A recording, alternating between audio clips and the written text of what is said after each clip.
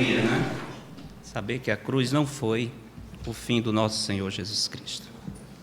Realmente o nosso amanhã está seguro, porque nós temos um destino certo, temos uma pátria eterna, temos o sangue de Cristo que pagou todos os nossos pecados, temos a promessa dele, que da mão do Pai ninguém vai nos arrebatar. Estamos eternamente salvos. Amém? Isso é uma grande bênção. Continuamos agora, irmãos, o nosso estudo expositivo no livro de Apocalipse. E eu convido os irmãos a abrirem as Bíblias para Apocalipse capítulo qual? 13. Pelo menos sabe o número do capítulo, já é alguma coisa. Apocalipse capítulo 13. Se você souber onde está o livro de Apocalipse também, já é alguma coisa.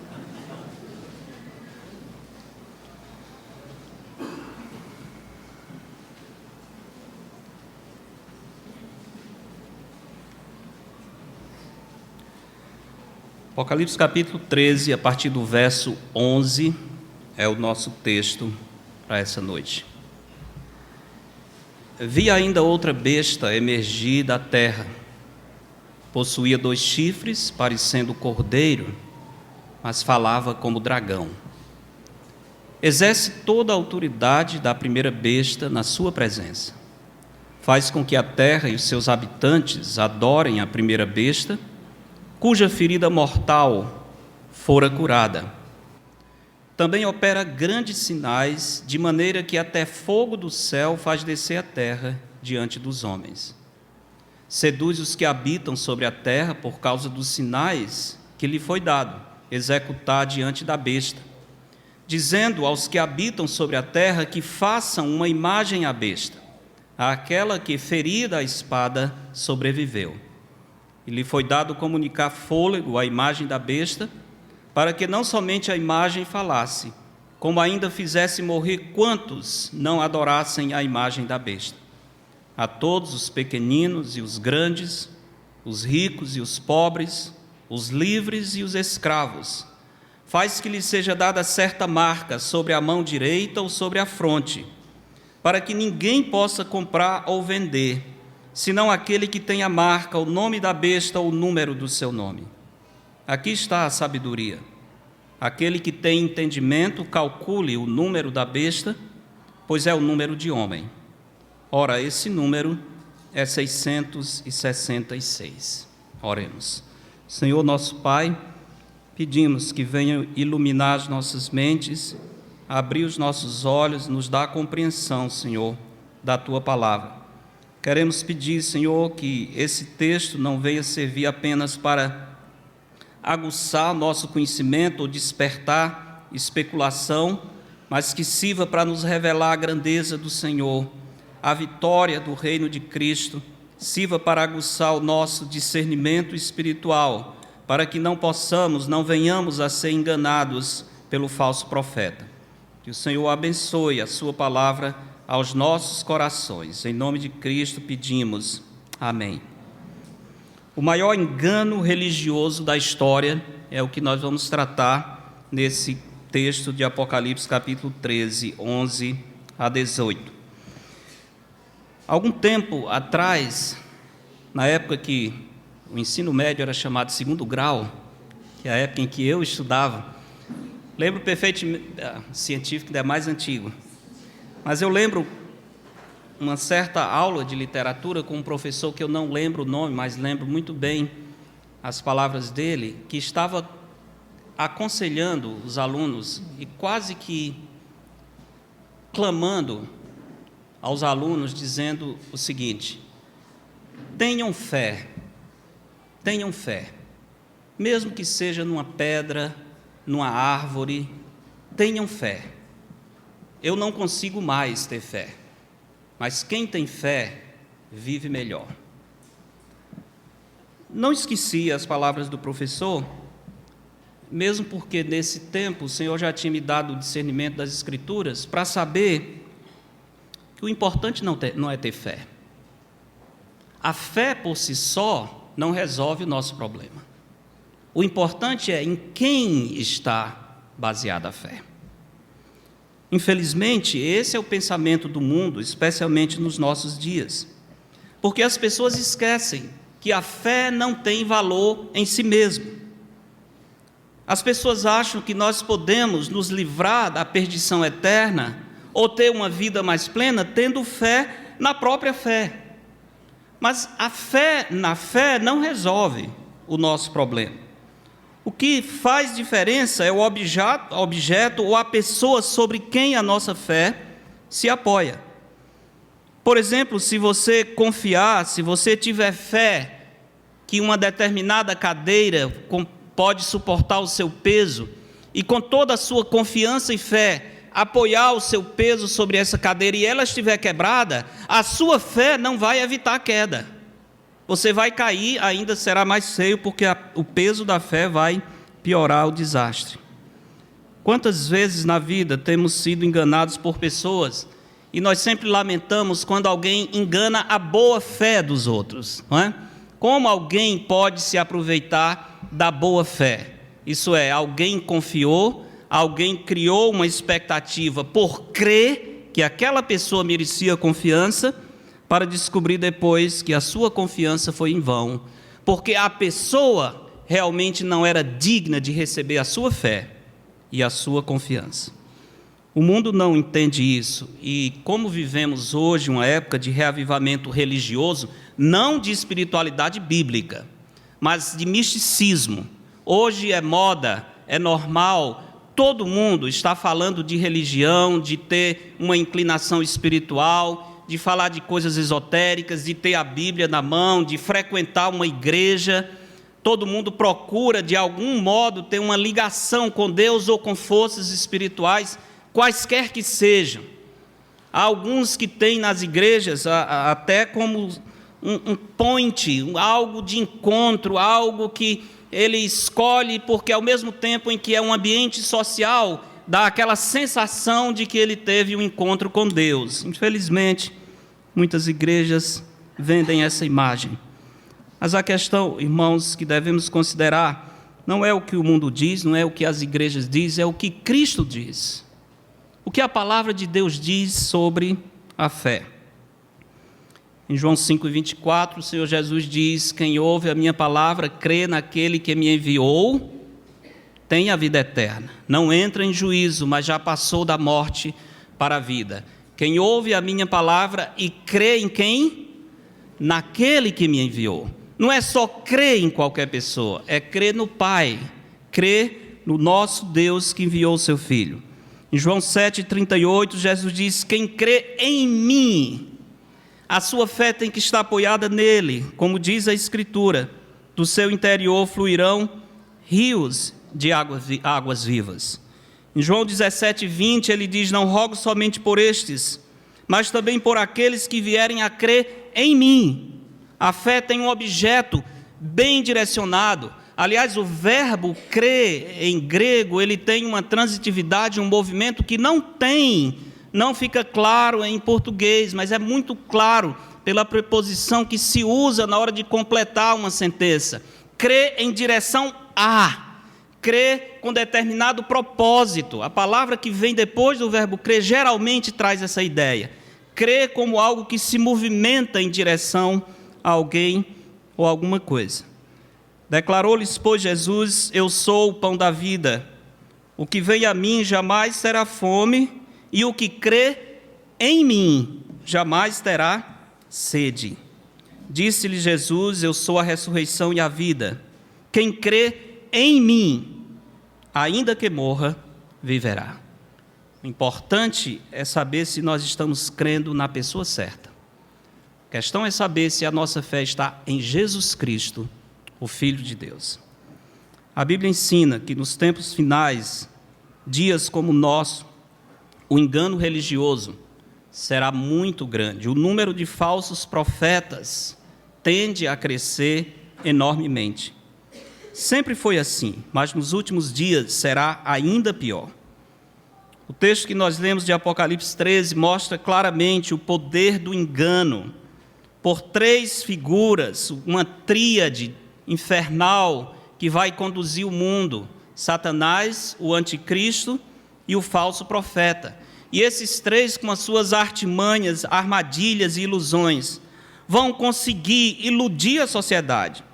E será impossível para a grande maioria, quase 100% daqueles que estiverem na terra naquele momento, será impossível viver sem se submeterem aos enganos do anticristo e do falso profeta. Todos vão aceitá-los, alguns aceitarão tranquilamente, outros serão forçados pelas circunstâncias, simplesmente porque não vai haver opção. Mas o mundo inteiro vai aceitar o engano da falsa religião, vão defender a besta, o anticristo, o falso profeta, como se fossem o próprio Deus. O próprio povo judeu, na sua expectativa pelo Messias, por algum tempo vai abraçar o anticristo como se fosse o próprio Cristo. Tamanho é o engano que essa figura diabólica vai trazer para o mundo religioso.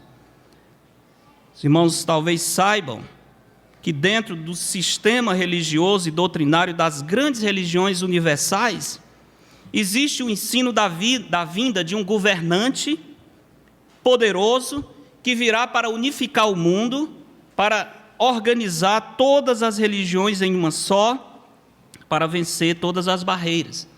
A expectativa de um ser investido de poder divino que vai governar o mundo não é só nossa. Não é apenas a escatologia bíblica que fala da vinda do Messias. A escatologia islâmica, por exemplo, também fala da vinda de um Messias. A descrição que eles fazem de uma figura chamada Mahdi, que para eles vai ser o próximo profeta, porque na escatologia, na doutrina islâmica, Maomé foi um grande profeta, Jesus foi outro profeta, e às vezes, durante os anos, dependendo do tempo, vão aparecendo outros profetas, mas eles estão esperando o grande profeta, aquele que seria a figura máxima, que eles chamam de Mahdi. E o que é interessante é que a descrição que eles fazem desse Mahdi é exatamente a descrição que a Bíblia faz do anticristo. Exatamente o seu poder, a sua capacidade de controle sobre o mundo, aquilo que os textos islâmicos falam sobre o seu Messias, é o que a Bíblia descreve como o anticristo, que por algum tempo será aceito como Messias. Há algum tempo atrás eu li 2 vezes, porque achei tão interessante um livro cujo título é O Anticristo Islâmico. O Anticristo Islâmico, onde o autor faz um estudo da literatura islâmica, da escatologia do islamismo. E ele vai mostrando, comparando o que dizem os textos islâmicos com o que diz a Bíblia, e vai mostrando como é exatamente a mesma figura que eles chamam do Messias, do Salvador, a Bíblia apresenta como sendo o anticristo que está para vir. Isso é uma expectativa islâmica, isso é uma expectativa do budismo, eles esperam o sétimo Buda, isso é a expectativa do islamismo, isso é a expectativa da nova era, espera o Avatar, o grande Avatar que vem governar o mundo. É uma expectativa que há em todas as religiões. Não apenas nós esperamos o Messias, as falsas religiões esperam o Messias, e eles vão receber o anticristo, como se fosse o próprio Cristo. O texto que nós lemos nos ensina que nós devemos louvar a Deus pelo discernimento espiritual das Escrituras que nos livra do engano. Devemos dar graças ao Senhor pelo discernimento espiritual das Escrituras que nos livra do engano. Como é que esse texto nos dá discernimento para nos livrar do engano? O texto revela as principais características do líder religioso que vai seduzir o mundo nos tempos finais. Semana passada estudamos os versos de 1 a 10 e vimos a figura do anticristo, o governante político, aquele que será o representante de Satanás, aquele que é dito como sendo uma besta, uma fera, que vem do mar, que nesse texto significa o abismo, aquele local onde os demônios foram antecipadamente aprisionados e alguns continuam. Essa besta, e lembra a palavra besta, tem a ideia de um animal feroz, um animal que não tem controle, descrevendo a natureza perversa, malvada, iníqua desses homens. O anticristo é descrito como a besta que vem do mar, do abismo. É uma pessoa, não é um anjo, mas será dirigido pelo dragão, será conduzido por um demônio poderoso, será capaz de fazer muitos sinais e vai dominar o mundo inteiro.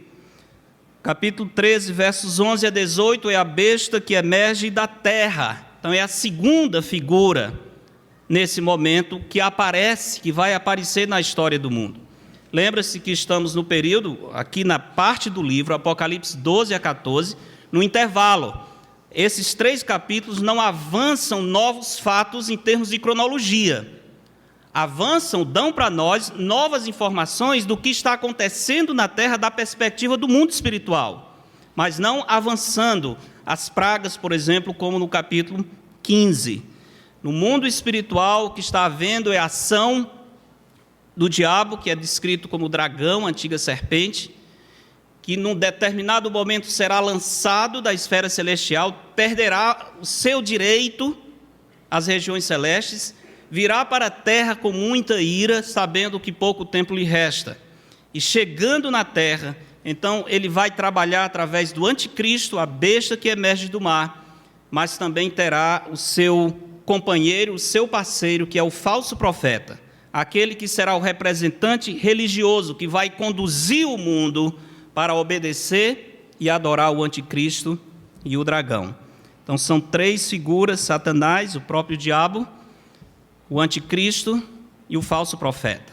Seria uma trindade maligna. Como falei domingo passado, Satanás sempre vive imitando a Deus, sempre vive querendo ser Deus. Ele é chamado príncipe desse mundo, Deus desse século. Ele recebe a adoração, ele imita o Senhor. E aqui ele tenta imitar a trindade com essas 3 pessoas, incluindo ele próprio. Já estudamos, portanto, as características do anticristo, e agora vamos estudar as principais características do falso profeta, o líder religioso. Em primeiro lugar, o texto nos revela a identidade do falso profeta. O verso 11 diz: vi ainda outra besta, palavra descrevendo o caráter feroz, indomável, destrutivo desse homem. Vi ainda outra besta emergir da terra. Possuía 2 chifres, parecendo cordeiro, mas falava como dragão. A origem é da terra, diferente do anticristo, que é dito que vem do mar, do abismo. Ou seja, isso indica ainda, confirma que é um homem, não é um anjo, um ainda mais parecido e mais envolvido na sociedade humana. Essa identificação do falso profeta combina com as palavras de João, no Evangelho de João, capítulo 3, 31, que diz: quem vem das alturas certamente está acima de todos. Quem vem da terra é terreno e fala da terra. Falso profeta vem da terra, emerge da terra, tem uma mentalidade terrena, humana, anti-Deus. Por isso, ele vai conduzir o mundo por meio da falsa religião. Sua natureza, portanto, é uma natureza feroz, destrutiva, é chamada besta. A sua origem é terrena e a sua dissimulação também é apresentada aqui. Possuía 2 chifres, parecendo cordeiro, mas falava como dragão. Aqui é onde está o grande perigo, irmãos. E é aqui onde o mundo inteiro vai cair. Ele fala como cordeiro. Ele parece com o cordeiro, mas fala como dragão. Ele tem as feições do próprio Cristo, mas ele não consegue manter a sua mentira no momento em que ele abre a boca. Quando ele fala, fica claro que ele não é um agente de Deus. O grande problema com isso é que nós vivemos em um mundo. Lembra-se que o nosso mundo está se preparando para esses dias que podem estar muito mais perto do que nós imaginamos, mas nós vivemos em um mundo onde a forma conta mais do que a essência. As pessoas estão muito mais preocupadas com a apresentação do que com o conteúdo. Ninguém discrimina a mensagem desde que seja apresentado de uma maneira agradável, interessante, inteligente, carismática, educada. É por isso que alguns conseguem, com a sua apresentação bela, arrastar multidões falando mentira. Porque o mundo não está preocupado com o que se diz, com o conteúdo, mas com a forma, com a plasticidade, com o marketing, com o show que se faz externamente. Infelizmente, nós não somos mais um mundo interessado na verdade, na essência, nós queremos simplesmente a forma. E se agrada aos nossos olhos, se é bonito, o mundo não quer saber se é verdadeiro.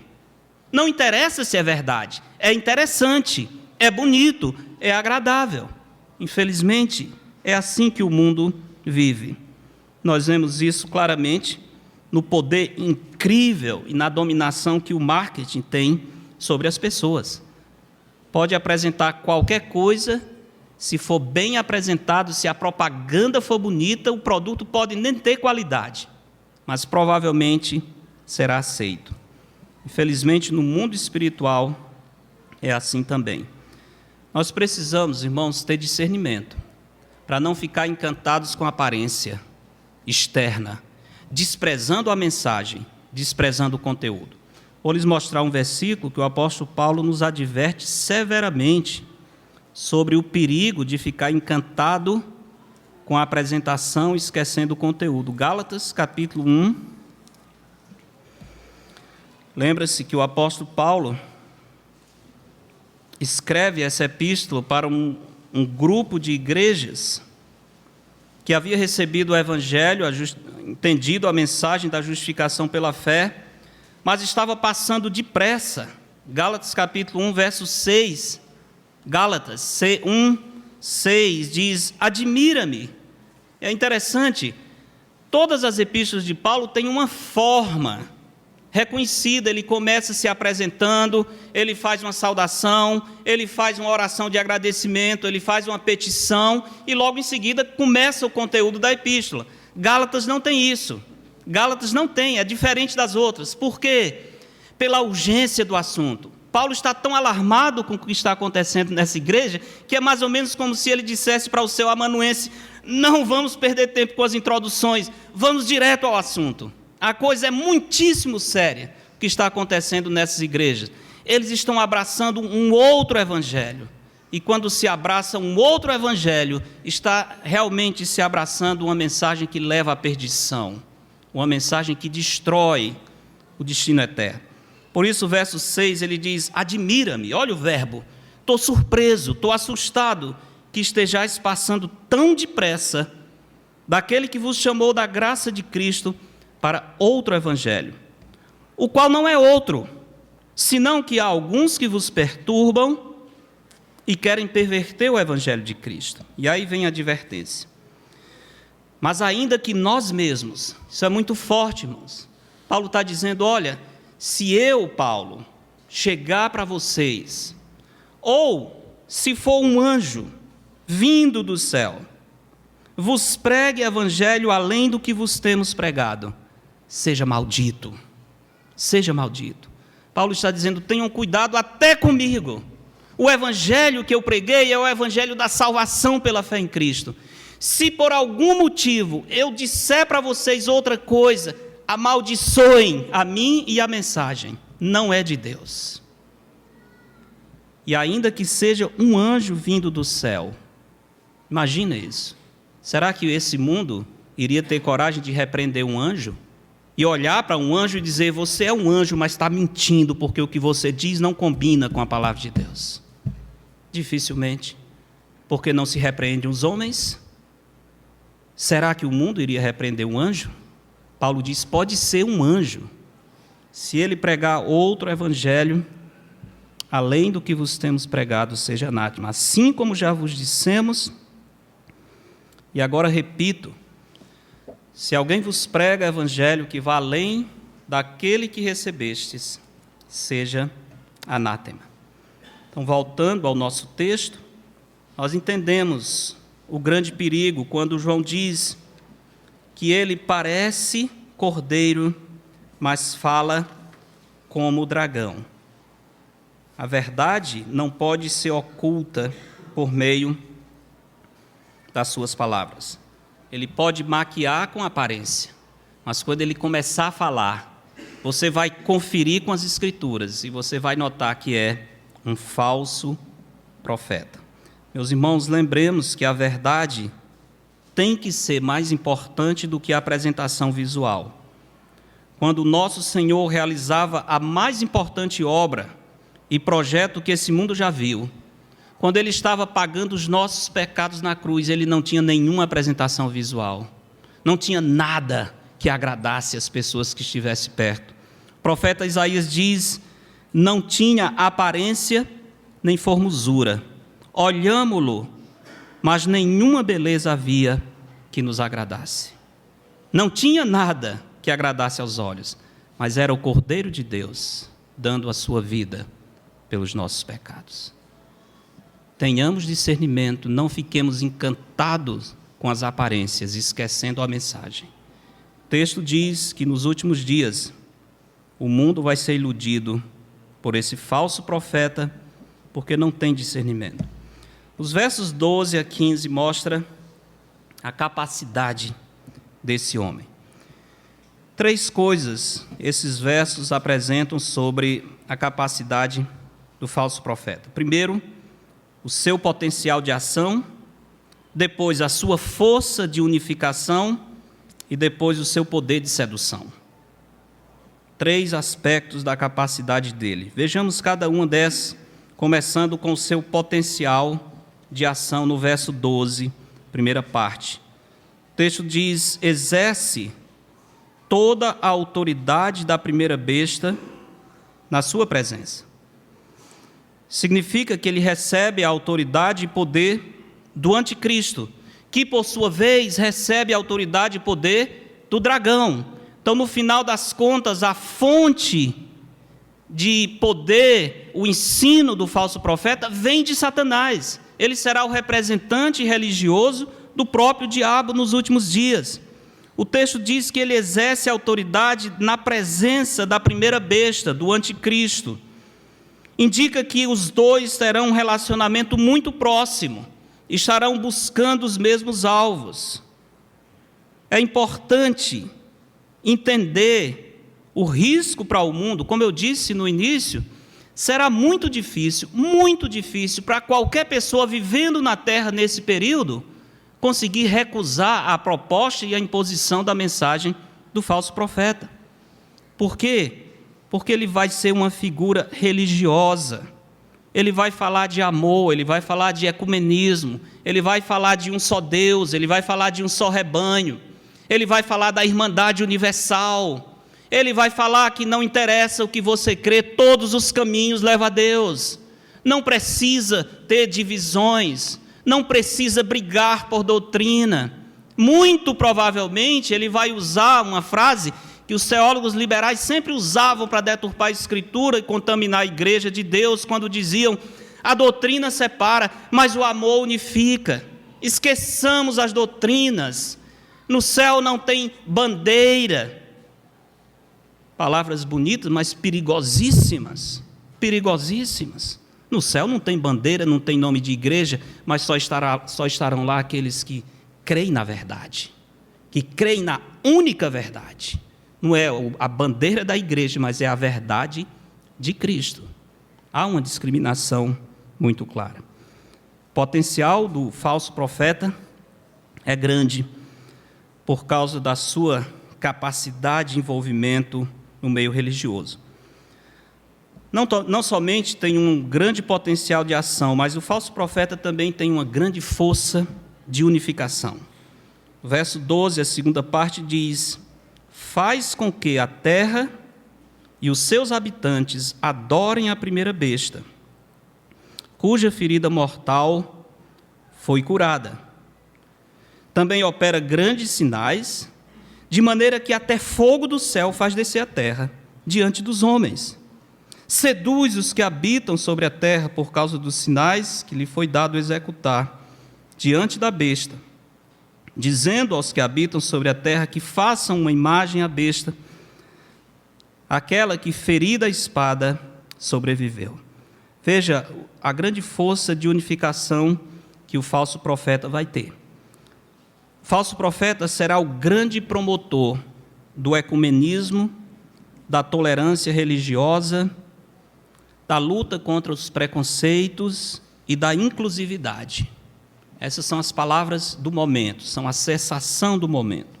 Se você não rezar nessa cartilha, se você não admitir essas palavras na sua vida e na sua prática, você já é um ser estranho. Tolerância, inclusividade, respeito pelos diferentes, luta contra o preconceito. Já ouviram essas palavras? Constantemente. São palavras bonitas, interessantes, mas carregadas de veneno, porque elas são ditas com significado diferente do que elas têm. O anticristo vai usar essa mesma linguagem, esse mesmo vocabulário que hoje está prevalecendo sobre o mundo. O seu alvo não será defender a verdade. No seu sistema, tudo será aceitável. Todas as religiões serão igualmente aceitas. A única condição é: você pode crer no que quiser, mas adore a besta. Você pode seguir no seu caminho, mas se curve diante do anticristo. Não interessa o que você é, desde que adore ao anticristo. Essa vai ser a filosofia do falso profeta. O seu grande ministério é fomentar a adoração, aproveitando a natural necessidade que os homens têm de adorar. A palavra adorar aparece 2 vezes nesse texto, de maneira muito clara. Deus nos criou como seres feitos à sua imagem, colocou dentro de nós a eternidade, como Salomão diz. Por isso, adorar faz parte do nosso ser. Nós somos seres feitos para adorar. E quando não adoramos o Criador, nós não ficamos no vácuo espiritual. Nós necessariamente vamos adorar a criatura, inclusive a nós próprios. Mas nós sempre teremos uma divindade diante da qual nós estaremos prestando reverência e pagando o nosso tributo. Sempre teremos um Deus diante de nós. Ou o Deus verdadeiro, ou os deuses falsos, incluindo o nosso próprio eu. O falso profeta vai aproveitar disso. Ele sabe da nossa necessidade de adorar. E ele vai chamar o mundo para adoração unificada. O falso profeta certamente vai se beneficiar do fascínio que o misticismo exerce sobre todas as pessoas, especialmente quando uma certa religião ou filosofia fala de paz, de inclusão, de tolerância e de respeito aos diferentes. Os irmãos sabem que atualmente o nosso mundo já está preparado para receber o grande mestre do ecumenismo. A bandeira do ecumenismo já foi levantada há muito tempo. E cada vez que uma figura religiosa de renome, e ultimamente tem uma figura de renome se destacando muito e levantando de maneira forte a bandeira do ecumenismo, o que é que o mundo faz? O mundo aplaude, o mundo valoriza, o mundo segue, diz exatamente isso. É isso que nós precisamos. Alguém que pense diferente, que possa juntar todo mundo e que possa ensinar ao mundo que todos os caminhos levam a Deus, que nós não precisamos nos separar por causa do que nós cremos. Isso é o ecumenismo, que hoje está prevalecendo de maneira muito, muito forte, crescendo diante dos nossos olhos.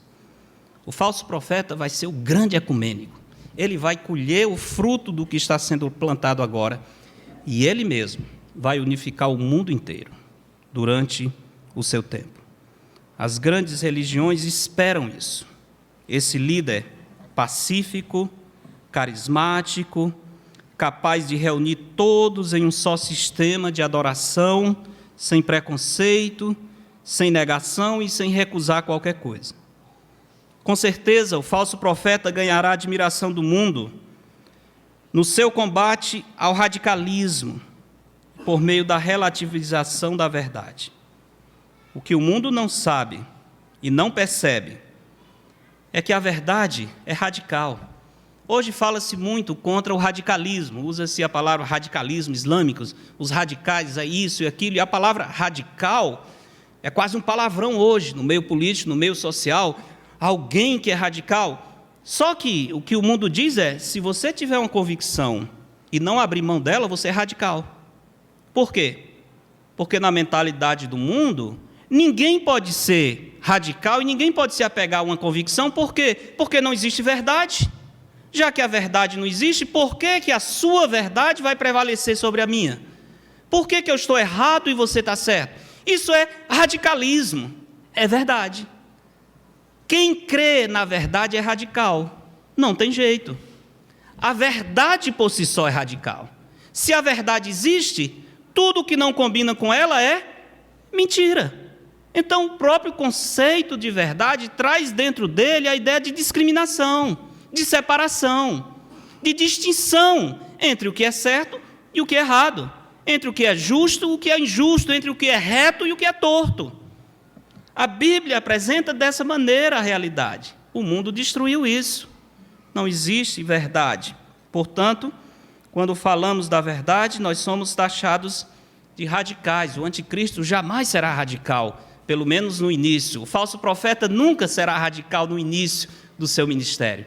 Ele será tolerante, ele será inclusivo, ele vai abraçar todos, ele vai criar um sistema religioso de irmandade universal.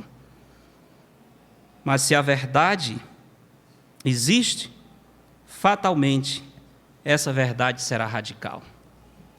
Jesus era radical ou era inclusivo?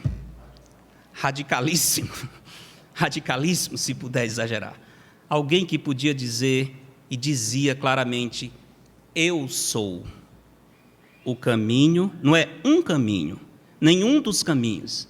Eu sou o singular, específico, eu sou o caminho, a verdade e a vida. E ninguém vem ao Pai senão por mim, não podia ser mais radical do que isso. Concordam? Eu sou a porta. Quem entrar por mim será salvo. Eu sou o bom pastor. E os outros são ladrões e salteadores. João capítulo 10. Está claro.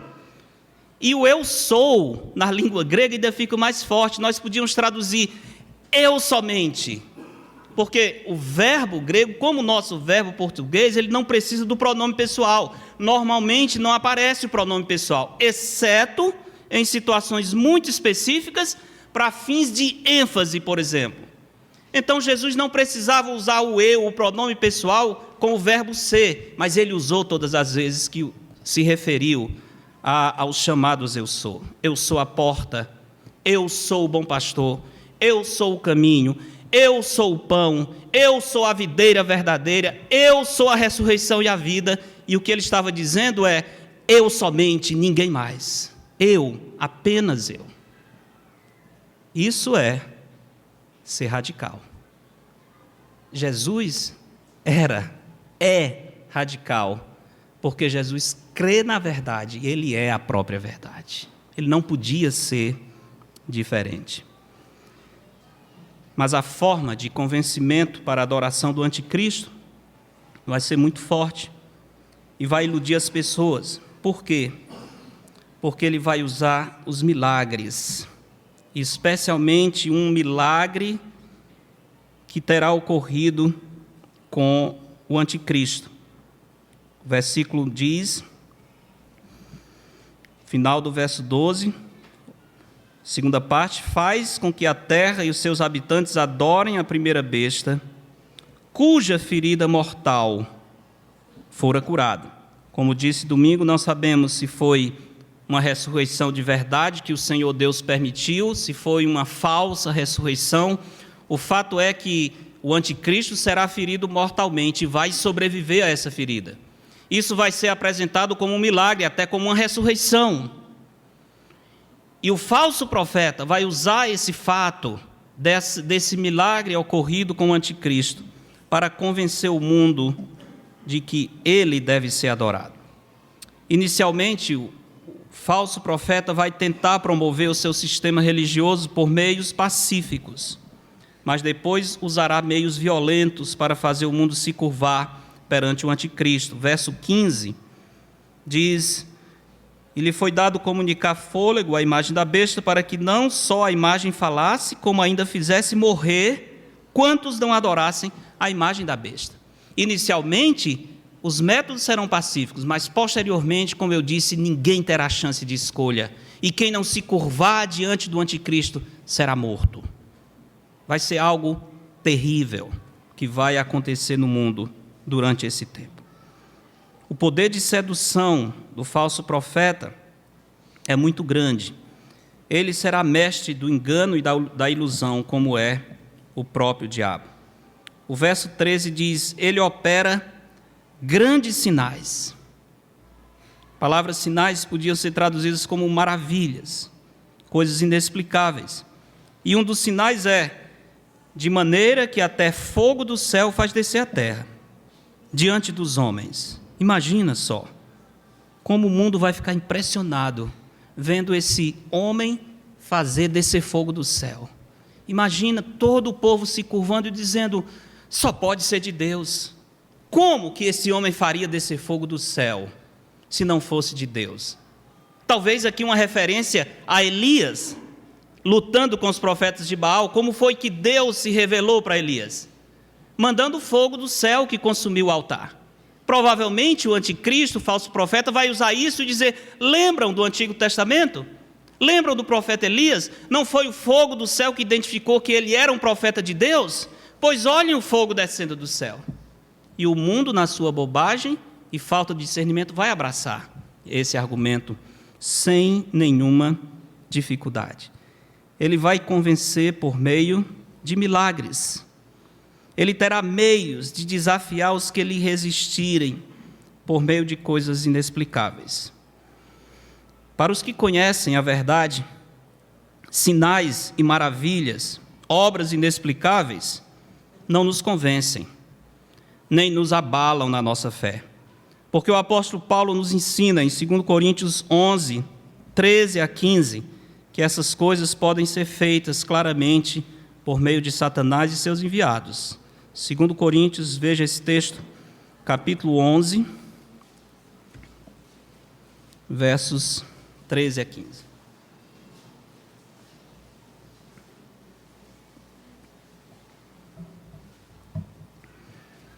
Segunda epístola de Paulo aos Coríntios, Paulo está falando dos falsos apóstolos que viviam mercadejando o evangelho.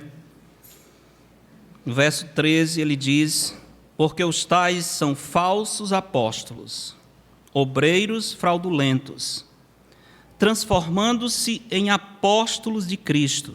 Veja isso, irmãos, falsos apóstolos. Eu já falei para vocês que apóstolo bom é apóstolo morto. É isso mesmo. Apóstolo bom é apóstolo morto. Por quê? Porque não pode ter mais de 12 apóstolos. E o último apóstolo foi quem? O apóstolo João, o escritor do livro de Apocalipse. A Nova Jerusalém tem 12 fundamentos, o nome dos 12 apóstolos. Não tem 13. Vai sobrar alguém se tiver 13, 14, 15. O dom de apóstolo cessou com a morte do último apóstolo de Cristo. Então, todos os que hoje se dizem apóstolos são falsos apóstolos. Falsos apóstolos, pode ter certeza. E já havia na época de Paulo, ele diz: os tais são falsos apóstolos, obreiros fraudulentos, transformando-se em apóstolos de Cristo. E não é de admirar, porque o próprio Satanás se transforma em anjo de luz. Veja isso. Não é muito, pois, que os seus próprios ministros se transformem em ministros de justiça, e o fim deles será conforme as suas obras. Satanás se transforma em anjo de luz, Satanás faz sinais e maravilhas, faz coisas inexplicáveis, e nos últimos dias o falso profeta vai convencer o mundo exatamente por meio desses sinais. Nós temos um precedente nas Escrituras da manifestação de sinais feitos pelo diabo para tentar confundir. Êxodo, capítulo 7, veja rapidamente essa história na época de Moisés, que é uma prova muito clara do poder que a serpente, o dragão, tem de fazer milagres. Êxodo, capítulo 7, nós temos a descrição daquele momento quando Moisés inicialmente vai abordar Faraó com a mensagem de que deveria libertar o povo de Deus. Verso 8 do capítulo 7 diz: Falou o Senhor a Moisés e a Arão: Quando o Faraó vos disser, fazei milagres que vos acreditem, ou seja, deem uma prova de que vocês têm poder, dirás a Arão: toma o teu bordão, lança-o diante de Faraó e o bordão se tornará em serpente. Então Moisés e Arão se chegaram a Faraó e fizeram como o Senhor lhes ordenara. Lançou Arão o seu bordão diante de Faraó e diante dos seus oficiais, e ele se tornou em serpente. Faraó, porém, mandou vir os sábios e os encantadores, os magos, os que trabalham com ciências ocultas. E eles, os sábios do Egito, fizeram também o mesmo com as suas ciências ocultas, pois lançaram eles cada um o seu bordão, e eles se tornaram em serpentes. Fizeram o mesmo sinal, com um detalhe: mas o bordão de Arão devorou os bordões deles. Poderia ser bastante para Faraó e os magos olharem e dizerem: tem alguma coisa diferente aqui. Por que essa serpente, transformada do bordão de Arão, engoliu as outras? O que significa isso? Deve ter algum sentido, mas eles estavam cegos. O que contava para eles era que o sinal foi feito. Transformaram em serpente, pronto. De onde vem isso? Não interessa. O que interessa é que está feito o que foi proposto. Essa é a mentalidade de Faraó. Verso 14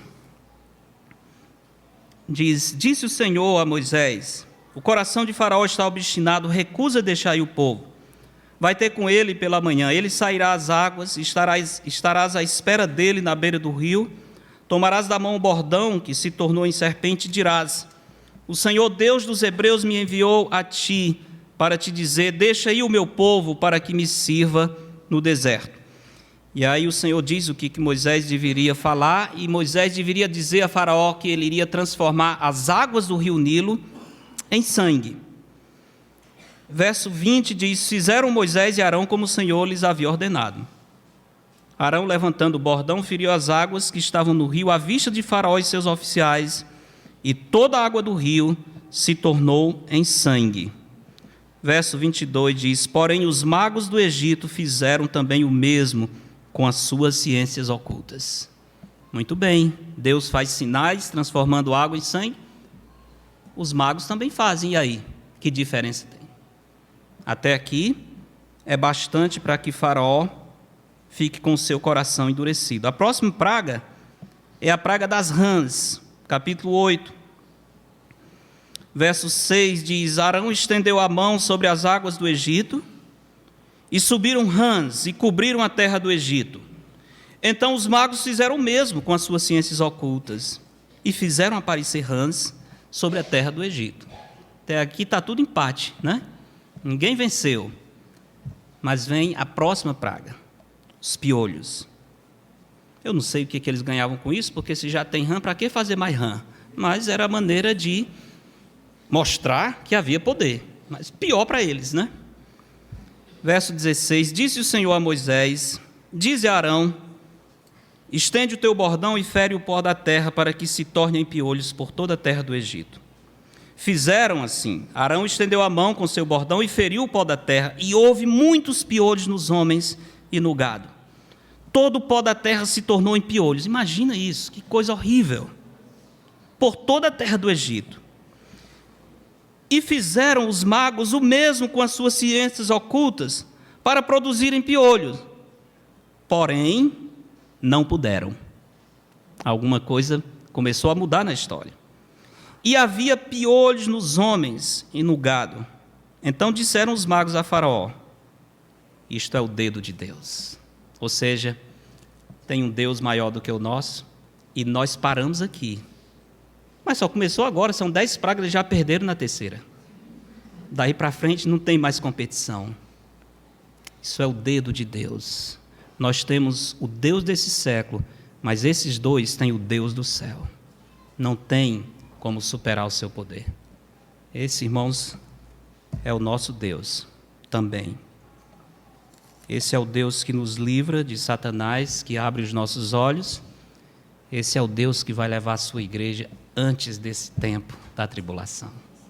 Que pela sua graça não vai nos permitir estar nesse mundo durante esse período. O falso profeta faz milagres. O falso profeta induz o mundo pelo seu apelo ao misticismo. Ele diz aos que habitam sobre a terra que façam uma imagem à besta, aquela que ferida a espada sobreviveu. É muito comum hoje pessoas se envolverem com práticas religiosas, especialmente com formas variadas de ocultismo, simplesmente para não correr risco. Eu vi uma entrevista um tempo atrás de um artista desse pessoal famoso, que estava envolvido, me parece que na época era com astrologia. Inclusive essa ciência oculta tem crescido muito nos nossos dias, mais do que a gente pensa. Tem se tornado uma coisa, aliás, é uma coisa de gente famosa, de gente rica, grandes empresários, pessoas que têm muito dinheiro, fazem viagens para lugares especiais, para o sul, para encontrar os astrólogos ou as mulheres que conseguem fazer o mapa astral, que podem ler as estrelas, que podem ver o destino por meio dos búzios. Eles pagam caríssimo. Essa é uma arte oculta que está crescendo muito, muito nos nossos dias. Não é só essa história desse horóscopo bobo que tem no jornal, de Câncer, Escorpião, não saia hoje que você pode ter um acidente. Ora, mas quem é que não pode ter um acidente, né? Cuidado, Aquários, você pode ser traído por um amigo. Ora, mas quem é que não pode? Grande coisa. Desse jeito até eu escrevo essas histórias, né? É muito fácil, tá? Mas a astrologia é muito mais específica e está crescendo. E eu estava lembrando, era dessa entrevista onde a pessoa dizia: olha, eu não acredito muito não, mas para não arriscar, para não correr isso, vai que dá certo. Então é melhor não perder a chance. Mas na verdade isso não é brincadeira. Você está abrindo o seu coração e a sua mente para a ação do diabo. Não é uma coisa só que diz: eu vou fazer, vai que dá certo, se não der, fica tudo igual. Não fica. Ninguém toca nas coisas do mal e fica igual. Não fica. Esse é o engano do mundo. O falso profeta vai trabalhar com esse apelo ao misticismo. Não terá problemas para que as pessoas acrescentem mais uma imagem à coleção dos seus ídolos que eles adoram. O falso profeta vai convencer pela intimidação. Verso 15. Foi-lhe dado comunicar fôlego à imagem da besta. Veja isso. Para que não só a imagem falasse, como ainda fizesse morrer quantos não adorassem a imagem da besta. É uma cena parecida com aquela cena de Daniel capítulo 3. Lembra? Quando Nabucodonosor, grande imperador da Babilônia, fez aquela grande estátua e deu uma ordem para todos os povos, nações, todos, porque ele era o imperador do mundo conhecido, que todos, quando ouvissem os instrumentos tocando, aqueles que estavam responsáveis para consagrar a imagem, na hora que eles ouvissem o som dos instrumentos, todos tinham que se curvar e adorar a imagem que Nabucodonosor tinha levantado, imagem de cerca de 25, 26 metros de altura. Algo impressionante. Mas aquela imagem era para receber a adoração, muito provavelmente imagem do próprio Nabucodonosor, que devia ser adorada. E por conta disso, os 3 amigos de Daniel foram lançados na fornalha de fogo. Vai ser assim nesse período. O anticristo terá a sua imagem. Interessante que ele diz que essa imagem vai ser feita pelos que habitam na terra. Vai ser uma junção de pessoas. No verso 14 diz: dizendo aos que habitam sobre a terra que façam uma imagem à besta. Ou seja, não vai ser uma coisa pequena, insignificante, vai ser um consórcio, vai ser uma junção de líderes, de artistas de todo mundo para fazer algo que realmente seja imponente. Uma imagem que depois vai falar. Imagina o mundo vendo essa grande imagem, estátua falando. E ainda, de algum modo, ela matando as pessoas que se rebelam e não se curvam diante dela. Vai ser um mundo dominado, cheio da presença de Satanás em todos os seus quadrantes. Vai ser terrível, terrível viver naquele tempo. Impressionante como que as pessoas vão conseguir viver nesse período. A imagem terá poder de matar pessoas, certamente por meio de demônios agindo atrás dela, que vai ser algo que impressiona o mundo inteiro. Os últimos versos 16 a 18, falam do domínio e a influência do falso profeta. Algumas coisas são observadas. Primeiro, que esse seu domínio será absoluto. Verso 16 diz: a todos. Quem são todos? Pequenos e grandes, ricos e pobres, livres e escravos. Ou seja, não há exceção. Não haverá exceção no grupo dos adoradores da besta. Todos estarão sob o domínio, a influência de Satanás e do falso profeta, do seu representante. Pessoas em todos os níveis da pirâmide social estarão controladas pelo diabo. O seu controle será sobre todas as operações comerciais do mundo. Interessante. Hoje estamos vivendo, por exemplo, uma crise econômica e todos nós sabemos o que significa um problema comercial de nível mundial. Todos sabemos o que o comércio significa para o mundo de hoje. Nós vivemos em um mundo diferente de outras gerações. Comércio, a venda, a troca, a importação, a exportação é a base praticamente de tudo que existe nesse mundo. Nesse tempo, e tudo isso vai haver, mas sob o controle do anticristo. Ninguém terá liberdade de fazer qualquer transação comercial por sua própria conta. Diz claramente isso no texto. Ninguém vai poder comprar ou vender, verso 17, senão aquele que tem a marca, o nome da besta ou o número do seu nome. A ideia é que todas as transações comerciais estarão sob vigilância do anticristo. Algum tempo atrás, alguns anos atrás, não muito tempo, os críticos liam as profecias e diziam: isso não vai acontecer nunca. Como é que alguém pode ter controle sobre todas as transações comerciais? O mundo é muito grande, há comércio acontecendo em todo lugar. Sim, mas nesse tempo, as pessoas não lembravam de uma coisa chamada internet, controle eletrônico, não lembravam do que chama-se cartão de crédito, não lembravam que o mundo não terá dinheiro, não lembravam que as transações comerciais serão feitas por meio eletrônico, nem com cartão, por outro meio que não pode desaparecer ou ser roubado. Algo que vai estar na mão ou na testa da pessoa, não tem como escapar. Ninguém vai ter dinheiro e liberdade de fazer troca e comprar. Não, não existe isso. Todo o sistema econômico está controlado pelo anticristo. Não existe possibilidade de escapar. Simplesmente não tem moeda. Não vai existir isso, a tendência. Nós já vemos hoje e a Bíblia mostra claramente esse quadro. Controle absoluto por meio da tecnologia. Será muito, muito fácil inserir essa marca na mão ou na testa. O que vai ser essa marca? A Bíblia não diz, não adianta a gente especular e dizer que vai ser isso ou aquilo. Temos algumas ideias, temos muitas possibilidades, já hoje, usadas por muitas pessoas. Não faz muito tempo que eu vi uma matéria, nem lembro aonde, de um homem, um empresário de Minas, que estava fazendo a divulgação de uma nova facilidade, algo que ele disse: isso aqui facilitou minha vida, porque eu ligo a TV, eu abro o portão de casa, eu ligo o carro, eu abro a porta, eu não preciso de chave, eu não preciso de um monte de coisa. O que é isso? Um microchip que eu inseri na minha mão. Pronto, com isso aqui eu faço tudo. É ótimo, é prático. Tem minhas informações, tem tudo.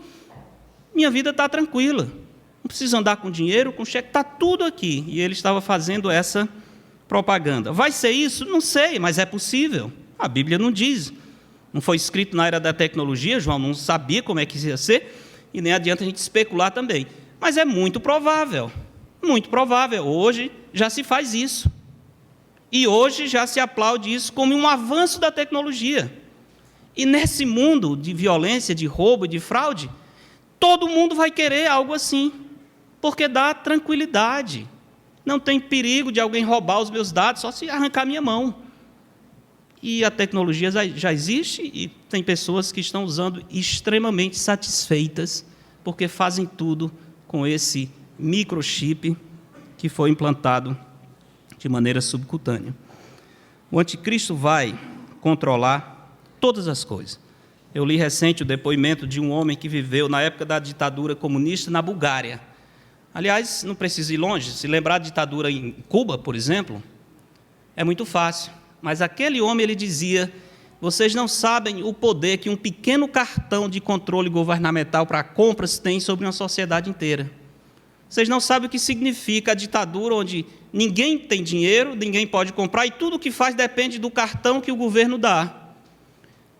Esse cartão controla a vida de todo mundo. Esse cartão decide quem come e quem não come. Você simplesmente não tem o que fazer, você está preso nesse pequeno cartão. Na Bulgária foi assim. Em Cuba, até pouco tempo, era assim. É muito fácil aprisionar as pessoas com um sistema simples desse. E com o avanço da tecnologia, ainda mais, tem possibilidades que nós nem imaginamos. No passado, quando se lia da vinda de Cristo, Mateus 24 diz, todo olho o verá.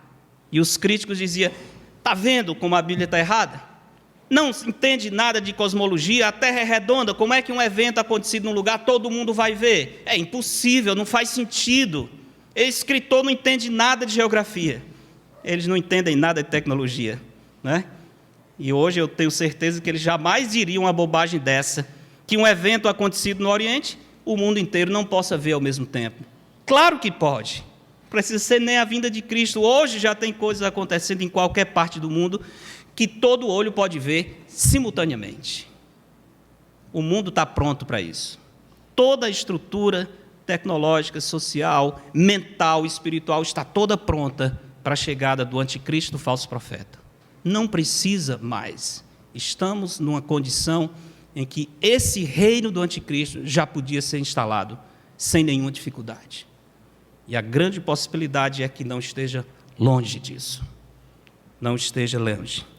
Nós que temos a Cristo ficamos felizes.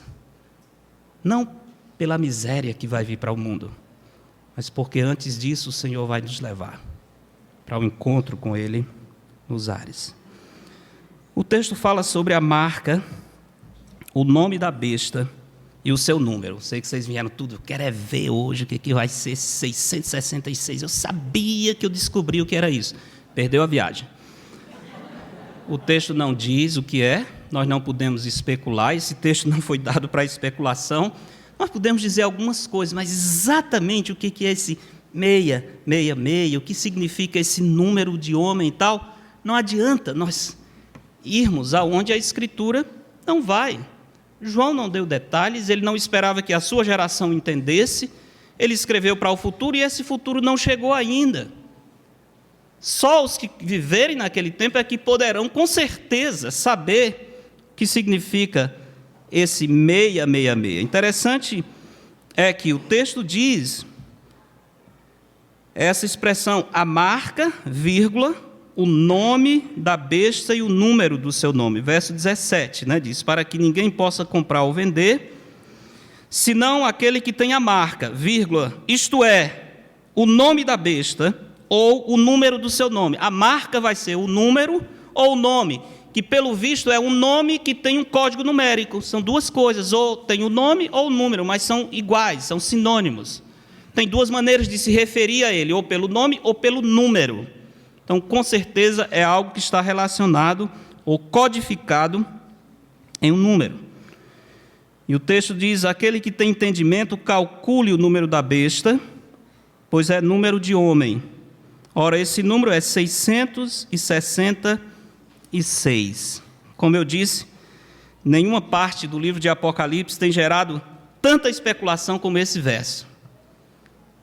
tem gerado todo tipo de teoria. Muitos têm tentado encontrar o significado oculto, pegando, por exemplo, as línguas clássicas como o grego, hebraico, latim. Nessas línguas, as letras têm valor numérico. E aí fica somando uma letra com outra para dar 666. Olha, chegou o nome de Nero, está vendo? Aí o nome de Nero está por trás. Ou o nome de Calígula. Outros somam, encontram Hitler. Encontraram já todo tipo de ditador do passado. Tudo errado, porque nenhum desses foi o anticristo. Tudo errado. Então não adianta especular, não adianta querer tirar da Escritura aquilo que não foi revelado. Com humildade, nós devemos chegar e dizer: eu não sei, eu não posso dizer o que a Bíblia não diz, eu só posso afirmar o que é revelado. E eu posso afirmar que, quando essas coisas acontecerem, as pessoas vão saber, eles vão entender perfeitamente o que significa esse número. João não identificou, mas nós podemos dizer algo. A expressão número de homem é interessante. Por que é chamado número de homem?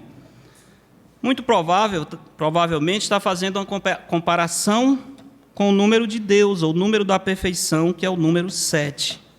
O número 7 é um número nas Escrituras que lembram a perfeição. Número 6 é antes do 7, ou seja, se o 7 representa a perfeição divina, o 6 representa o homem, que não é Deus, chega perto, menor do que Deus. Então, talvez seja essa a ideia. Deus criou o homem no dia 6º. Os judeus deveriam trabalhar na terra 6 anos.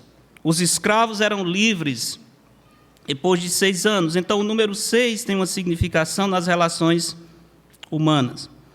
Por que a repetição 6, 6, 6? Acho que é simplesmente para ênfase. Assim como santo, santo, santo, é uma ênfase para indicar a perfeita santidade de Deus. É simplesmente para indicar que realmente é uma figura humana. É isso que podemos dizer com tranquilidade e segurança desse número da besta. Meus irmãos, esse texto nos desperta para dar graças ao Senhor pelo discernimento que a Bíblia nos dá. O mundo inteiro vai ficar iludido. Nós não somos, nós já sabemos antecipadamente toda a ilusão da serpente, tudo que o diabo vai fazer. A palavra de Deus, que é verdadeira, que é infalível e inerrante, coloca para diante de nós todo o mapa do futuro e deixa muito claro para nós as armadilhas e enganos de Satanás.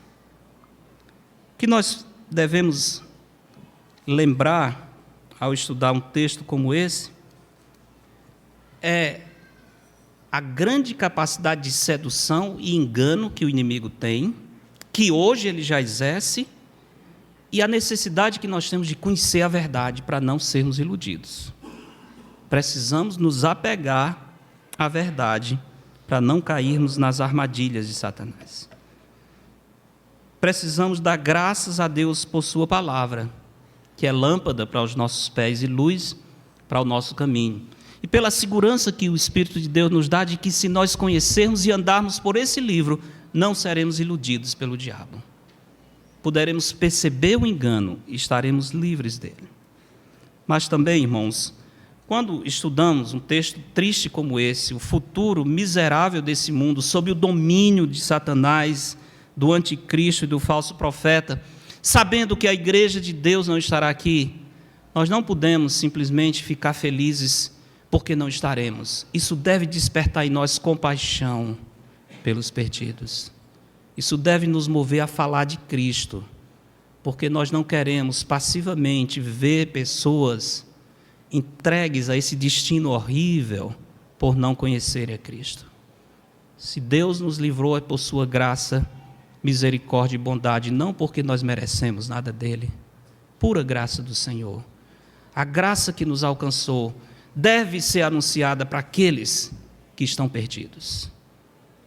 Essa cena triste deve despertar compaixão no nosso coração e desejo de falar de Cristo até os confins da terra, para que o mundo não pereça.